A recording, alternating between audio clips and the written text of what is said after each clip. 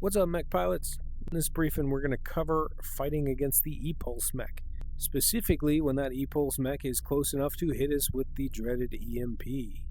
We're going to talk a little bit about things to do to avoid that, but mostly we're going to talk about what we do when we are hit by that EMP. If we can understand the effects it has on us, some of the things that we still have that we can use to our advantage, we might be able to survive most of those EMP counters. You'll at least have a fighting chance compared to maybe what you have right now. Now for this demo, I'm actually using the reinforcer for a couple of reasons, but one of them is because she's kind of big. All right, if I can move this thing around, you ought to be able to do the same in any mech, especially the mediums or the lights. Okay, so we recognize that we're about to get EMP. There's the hit. All right, we get the sparks. Our switches start to pop out. Okay, normally we would just fight this guy, then reboot the mech, but let's take a second to see what we still have available to us. Well, we can see that our vision, our HUD has gone down, but we can still see enough, right? We've lost some vision. Can we move? Yes, we can. It's slow, but we can move. Can we sprint? We sure can. Okay, can you jump? No, you can't jump. That's okay. All right, can we fire? Yep, we can still fire. Can we ping? Yes, we can, and ping is going to be a key to aiming here in a little bit when we talk about that. Okay, what about our abilities? Can we use abilities? Yes, we can. All right, can we repair ourselves? Well, we're not hurt yet, but we can still run the repair function. All of that stuff still works. We pick things up. So when you get hit with an EMP, you are still a very capable mech as far as dealing with this person. There's just a few things that we have to do to get ready for that fight.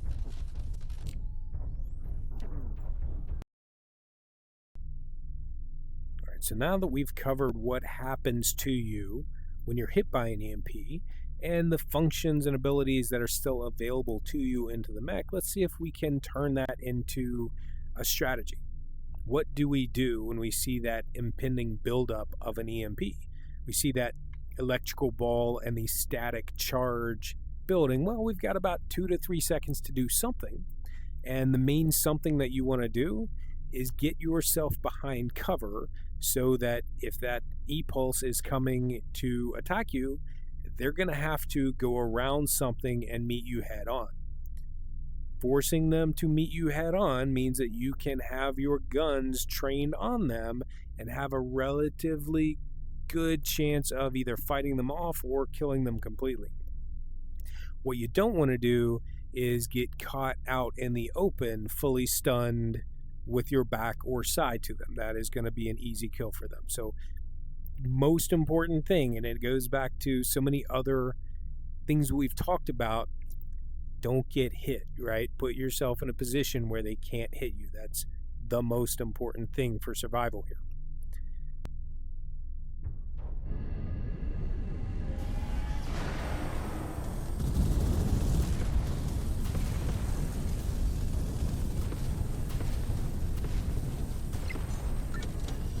Good shot.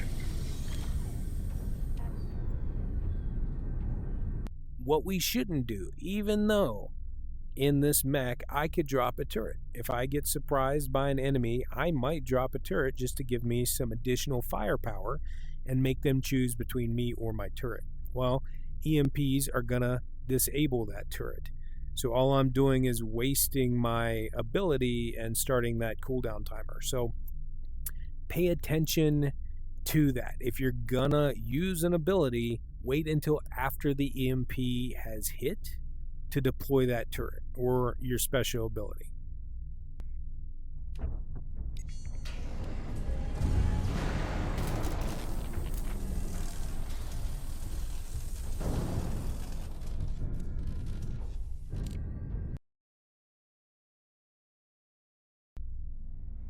All right, here comes our EMP. Okay, we're down. So let's talk about how that we're going to aim if we are to fight this guy. Because you can see, well, you can't see, right? I've got no aiming reticle.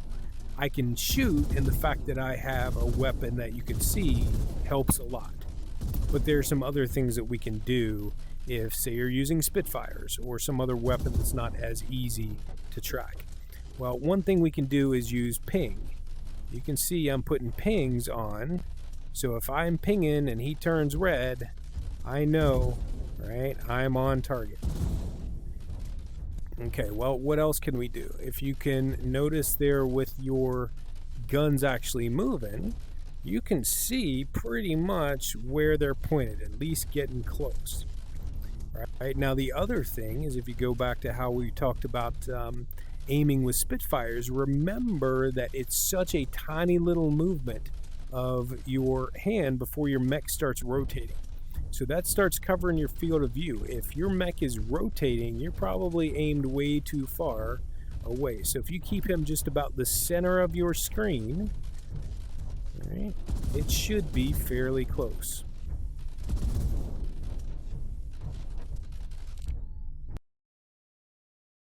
So a strategy that I like to use if there's not enough cover to hide behind, or if it's just a 1v1 and I'm loaded up pretty well, I like to let the E-Pulse think that they hit me with their EMP. I will stop moving, I'll pretend that I'm stuck, and then when they move into engage, that's when I'll light them up.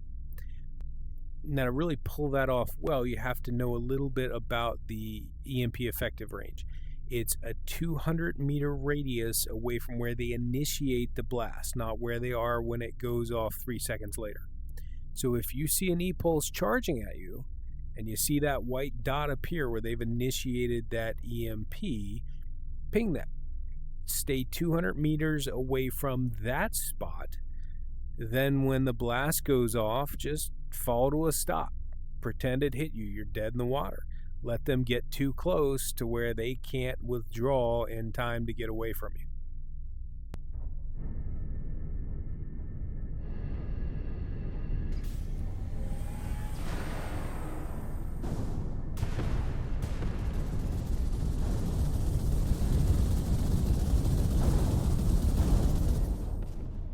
Yeah.